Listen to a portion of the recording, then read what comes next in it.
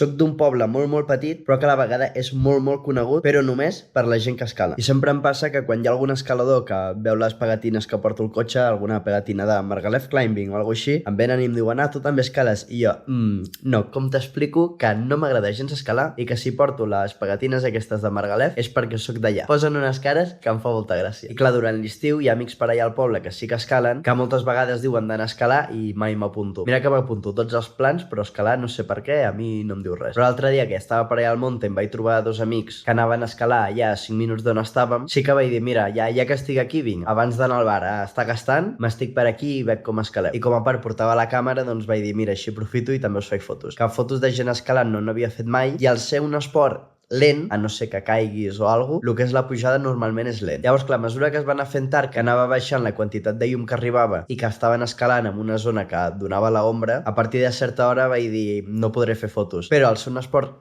tan lent, vaig poder anar tirant de velocitat d'obturacions baixes, tampoc molt baixes, un partit 100 o un partit 125, per anar fent fotos fins a última hora. Que tot el de fotografia esportiva és un partit 800 o un partit 1000, i estic acostumat a que la que em fico sota de 4 arbres grans ja no tingui prou de llum. Llavors, molt guai, ara que comença la temporada d'escalada, si algun cap de setmana baixo al poble, doncs ja tinc plan d'anar a fer rutes per les diferents zones d'escalades i anar fent fotos de la gent que estigui escalant.